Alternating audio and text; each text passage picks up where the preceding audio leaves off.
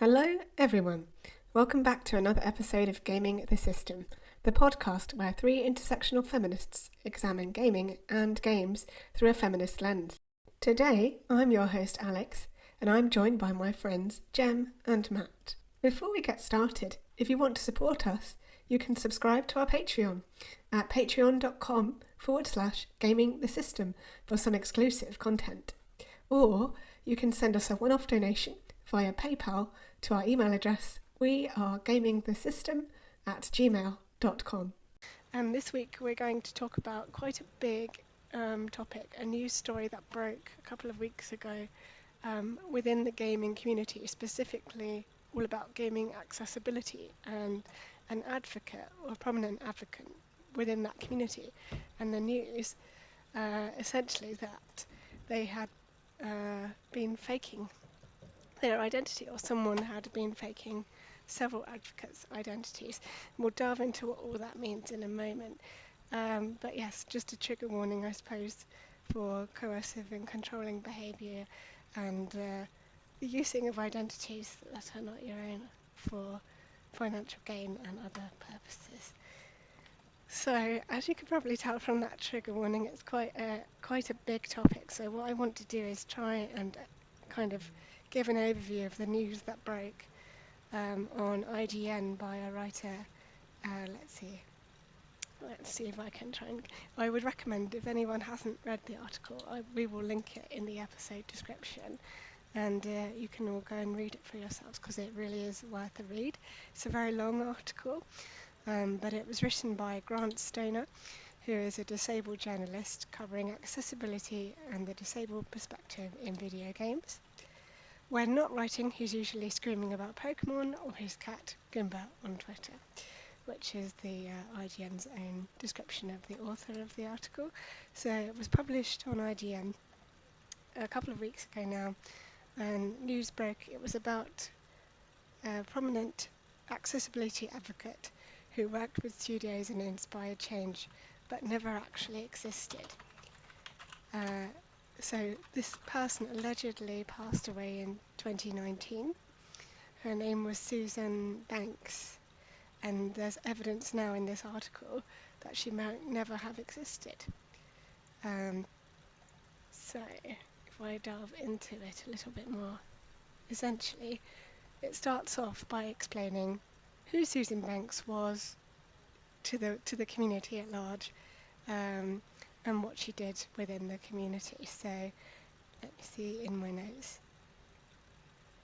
So Banks, who allegedly died on the 4th of March 2019, was self-described in her Twitter bio as deaf, Muslim, queer, disabled, gamer nerd. And she never worked alone within the accessibility space in gaming. And there's a connection between all of these. There's at least 3 or 4 different identities that all link back to this one individual, the perpetrator of these, essentially what are crimes. I don't know, we'll follow up about what the future of this will be after we've gone through the article, but it's a person called Cody Craven, who, as far as I can make out, is a non-disabled white man.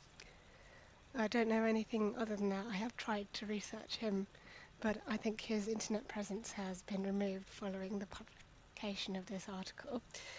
So Cody Craven, who originally hired Susan Banks to walk, actually that's the other way around. It was Cody Craven who was hired to walk Susan Banks's dog, according to his accounts to other people.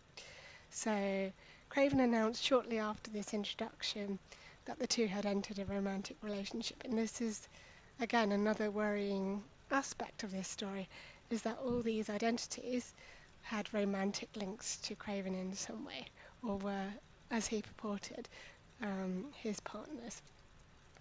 So Craven claimed many times that Banks would have been hospitalised or going through some periods of ill health, and essentially used those to manipulate others into supporting her causes, which were tied obviously to his own if he was kind of using her as leverage within that space. So essentially, he was using this created identity, Susan Banks, to make moves within the field of gaming accessibility to represent identities that he did not hold himself, to advocate for better accessibility within gaming. And basically it goes into detail about the types of things that he would account to people, about her saying that certain trips to hospital led to her having a leg amputated and then a second leg in an accident. And then when they contacted the hospital said there was no record of this person existing. Craven allegedly received many gifts and constant praise and attention every time he would post about Banks's ailments or recoveries. So again, using those to garner support and sympathy. And Banks, he reported that she died on the 4th of March 2019, and from that there was this outpouring of grief and support within the community, and a lot of the community, particularly the deaf community, rely on online spaces to communicate and to build up a network online, because a lot of other formats aren't really accessible. So again, that's an interesting aspect to this. There were many quotes from a lot of prominent people within the industry. Her accounts were involved in the creation of Can I Play That?, which is, I think, a site that we've referenced previously on the pod, which is all about kind of a database of games that have accessibility features. So it lists which games are accessible to certain types of impairments. So essentially, he was using all these identities to garner support and backing and kind of cement his own place through his partnership with her within that space, if that's making sense. It's all a lot to kind of process, I know. But essentially, after she allegedly died, just trying to get to this because it's at least halfway through the article, they set up a posthumous award for the Gaming Accessibility Awards, all to do with advocacy. So it was the Susan Banks Advocacy Award that was set up in her name. That name has now been removed from that award, which is understandable, of course. But there was a GoFundMe page, all sorts of different things as well. But it's not just Banks's identity that Coty was using, essentially. He came up with another 2 or 3 identities following that. So since Banks's death, he's posted about 2 similar romantic relationships with fellow games accessibility advocates. You'll forgive me for mispronouncing these if I'm pronouncing them wrong. Toby Hamid and Damaris Deb Burrell Vaughan, and both have also had their existence questioned. He also published a post in 2023, this is several years after creating these identities, about a 96-year-old woman named Bess, who he claimed was Vaughan's mother. And roughly 1 month later, Craven updated his social media to explain to others that Bess fell in love with gaming, especially Legend of Zelda, Breath of the Wild, showing a screenshot from supposed conversation detailing the elderly woman's fascination with playing the game. So the post got a bunch of likes and reshares and views, and several hours later, Craven shared an essay published on Crossplay about playing Breath of the Wild with Bess. So he's writing on using these identities in his written work. He's used those identities also to write articles and get paid for them as well. And the article essentially rounds off by saying that for approximately 10 years, the gaming industry has consistently supported Craven and his 3 partners. From awards to recognition to funds shared for alleged partners, Craven has cemented himself as an authority within the accessibility space. Yet no evidence proves their existence. And for a community that consists of numerous marginalised identities, losing trust in prominent figures because of alleged lies is harmful to the overall support and acceptance of these groups in games. and that's how it kind of rounds off. Obviously, there's a lot more detail in the article, so if you haven't read it, I would urge you to go on and read it, and you'll get some idea of exactly how he orchestrated all of this. But I just want to come What's to the you title both. of the article? Oh, actually, yes, I haven't mentioned that. It is, I did say somewhere. I'll scroll right back to the top. So the article is entitled A Prominent Accessibility Advocate Worked with Studios and Inspired Change, but She Never Actually Existed. And it's on IGN's website now in their news section. It was published on the 25th of August and updated. Oh, sorry, that's when it was last updated. Originally published on 23rd of August. So, yeah. So I wanted to come to you both to kind of get your reaction to this news, and just kind of how you've been sort of processing it and what your takes are from it, really. So, Jem, if I come to you. This is like a really It's mind-blowing, multi-layered, complicated story that is it's a total psychodrama, really. I think first that what I would like to say is that we don't know whether these people are real or not, and so I think it's important to say if they are real, then obviously there's quite a lot of challenging stuff going on here for the people involved. However, I think that it seems very unlikely that any of the three women that Coty Craven is discussing and using are actually genuine people. So I think it's to me, there are bits of the story that just clearly just don't add up. There was a really interesting bit where somebody from, I think it was somebody from Able Gamers, it was a contact that the author had spoken to from Able Gamers, who had been a little bit suspicious about what was going on, and had actually employed a private investigator to see, and they came back and said that they couldn't find any evidence that Susan Banks existed. However, what was really interesting is that in the article, IGN says, we've seen the receipt, so we know that this person was hired for that.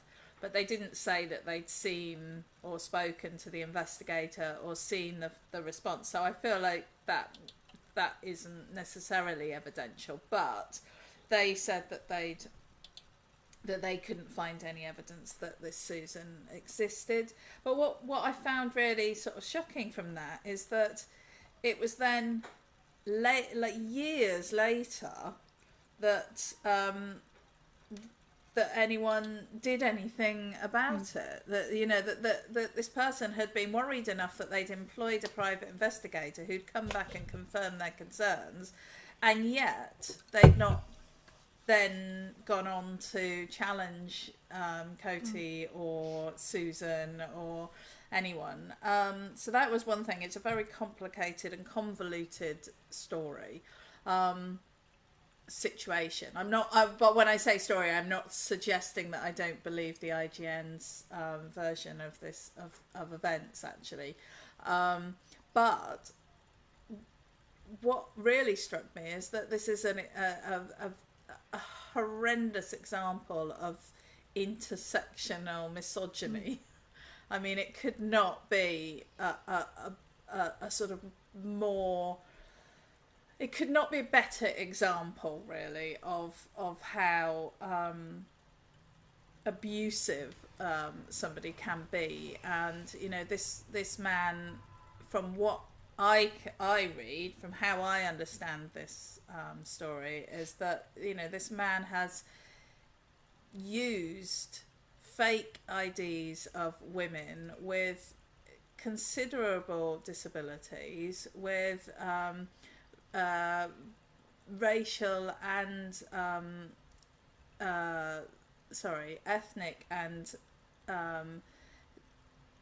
sexual minority backgrounds, and he has then kind of effectively profited off the back of their stories. So it's extremely problematic. It's very sexist, very misogynistic, very racist, ableist, and very abusive. And yeah, I have a huge amount of trouble with it. I think it feels to me like I would be investigating the potential of Munchausen syndrome by proxy here, because that's the other potential, that this guy is just really mentally unwell, where it's a very rare case scenario where people make either themselves ill or other people ill to benefit in some way from that process. So they might like the attention that they get by being the partner of somebody who's always ill, or something like that. So he was obviously gaining gifts and money from this and celebrity.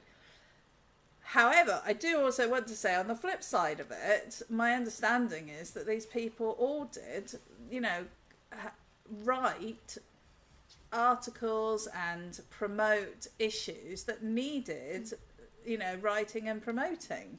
So if they are fictional, then, it's a shame that Coty felt that he had to create these personas, these avatars, in order to be able to express this information and get that out there and get that to the right people. And I would be really fascinated to know, what was going on in his mind. What was he trying? Was he just trying to achieve some kind of celebrity and fame, or was he also trying to do good in a kind of twisted, messed up way?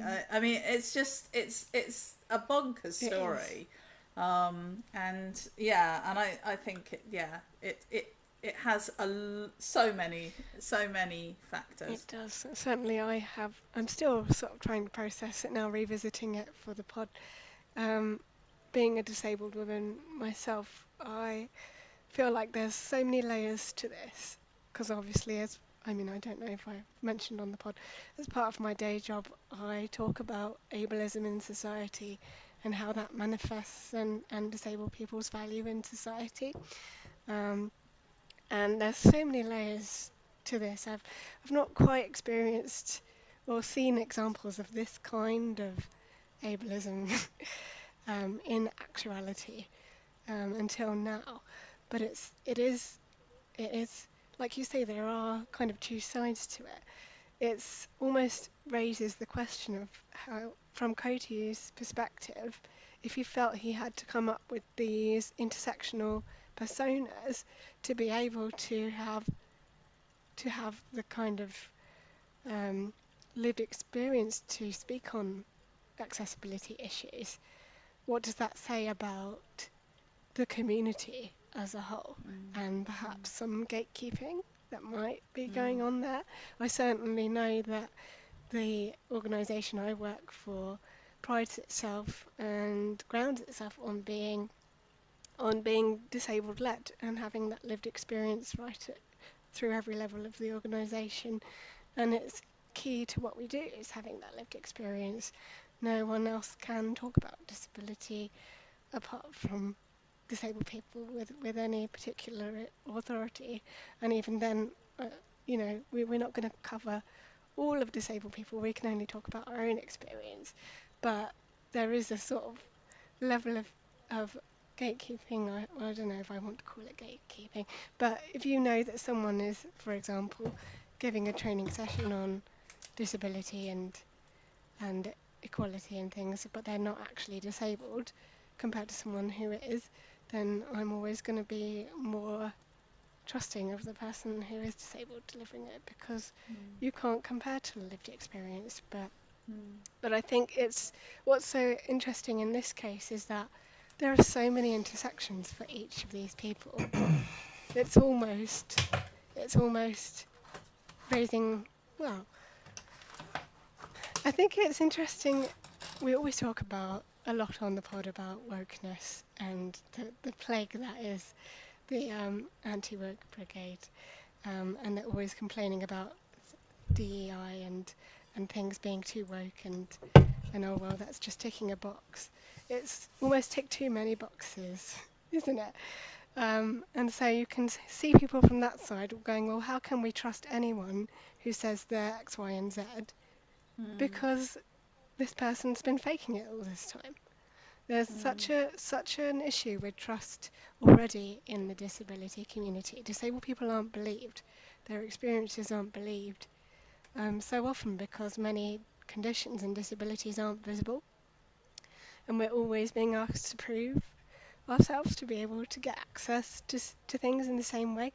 Yeah, I was just chatting to Matt beforehand about going to see a band I like at a gig, and to get accessible tickets for that, I need to prove I have a certain level of disability. Like within the benefit system, I need to send them my PIP letter to prove that I can have access to wheelchair seating.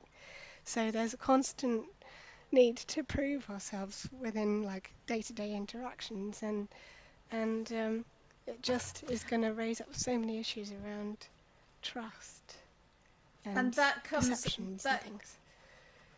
Sorry, I was just wanted to say Yeah. that comes hand in hand with this idea that you're getting a benefit Exactly, yeah. for your accessible seating.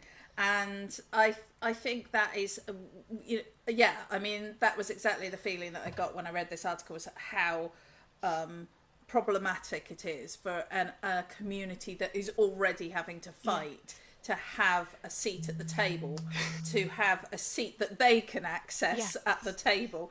And I think, it is such a problem that we view the things that are given to people to level the playing field, essentially.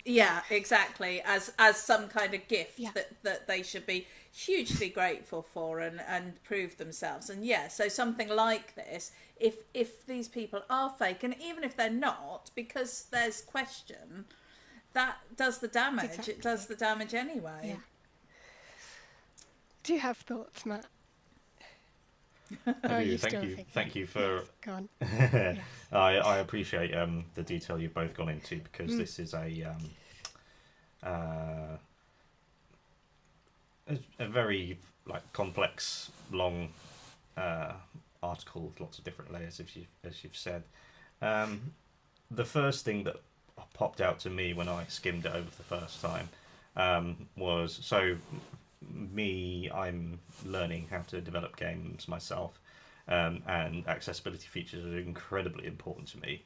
Ever since we spoke to Alex's friend Ross, who works at the Royal National Institute of the Blind for blind people, that's where my journey with my awareness of that got started. And the first thing I recognised from this was the Can I Play That website, because they're on there. So when I'm researching the variety of accessibility features that are needed and the different kinds of accessibilities and disabilities, because I have disabilities but they are invisible. So I have generalized anxiety disorder, I have depression, and I have chronic pain. So those are three things that are, no one can see those, and when disabilities are invisible, it's easy to internalize the message that, you're just making it up, it's not really real, you don't really need anything. But in terms of people pretending to have disabilities, there are, whether it's, so if we take the Paralympics for an example, there are massive conversations about, there's like a hierarchy of disability, right? So if you've got two people who, one person has a leg amputated below the knee doing running, and the another one has the leg amputated above the knee, which one of those has an advantage when they're doing running? and there's this idea like if there's disabled where you should just get on with it, just shut up and get on with it, you'll be fine, and then there's disabled where you can't get on with it and you do need help. And it feels like the people who are in power, who are in charge of this process, resent disabled people. They think they're drains on society, or they're lazy, or whatever. And so from that perspective, there's the pretending to be disabled part, which has a different impact to me because my disabilities are and the chronic pain is rooted in my depression and anxiety, which is a complete mindfuck. The pain it's a physical manifestation of my mental illnesses, whereas if it's say cerebral palsy, which is a physical disability that is rooted in like the body itself, that no amount of positive thinking and therapy can like cerebral palsy someone, because it's a different kind of thing. So if someone pretends to have anxiety and depression and chronic pain, that doesn't impact me. Whereas I can imagine, and from the way you're describing it, someone pretending to have a different kind of disability has more of an impact on them. But the thing that sort of rises to the top of everything in this specific scenario is the can I play that website, because looking at that is the most comprehensive. They don't just do reviews, accessibility reviews. They have documents for different kinds of accessibility, for different people with different kinds of disabilities, the list of accessibility features that they require to play things. And it is exhaustive. I made a spreadsheet of all of it, and there are 133 different accessibility features. Wow. And I look at it, and I look at the only 2 games that have properly gone all out with them, which is The Last of Us Part 2 and God of War Ragnarok. And you can go through this checklist and you see all of those things on it. So, and it's a lot. Most of these things are relatively simple for a professional game developer to do. I've got a rough idea of the concept of them, and so it's that I wonder how much this person had an impact on creating this database. Because as far as I'm concerned, this is the holy grail of accessibility in games, and so it's complicated because you wonder like what had to happen to get to this holy grail, and so it's very complex. And definitely is. Yeah, it's interesting for us to talk about. Yeah, I know that the article mentioned Coty was also behind creating a database of gaming triggers or triggers in games. So like a trigger list of like this game has this in it or whatever else. So watch out. So it was a really useful resource for a lot of people, and a lot of people volunteered their time to add trigger warnings into the spreadsheet, and that's completely gone now as far as I understand it. So I think he must have removed it entirely. So that's possibly hundreds to thousands of volunteer hours of work from people who are committed to making games more accessible is just gone now. So again, there is also it's complicated and complex, but yeah. When it comes to, this is why, say in union organising, for example, it's always about the people, and putting people up on pedestals is not a sustainable thing. I think that pedestal people, you do need them at certain points. I don't think that I believe wholeheartedly that union organising that's the only way we're gonna like get the places that we want to go in terms of society. But it's not enough to... You need to find those pedestal people. But you can never only have one. You can never worship them. They need to be people that just get you over the finish line, that give that extra bit of edge to it.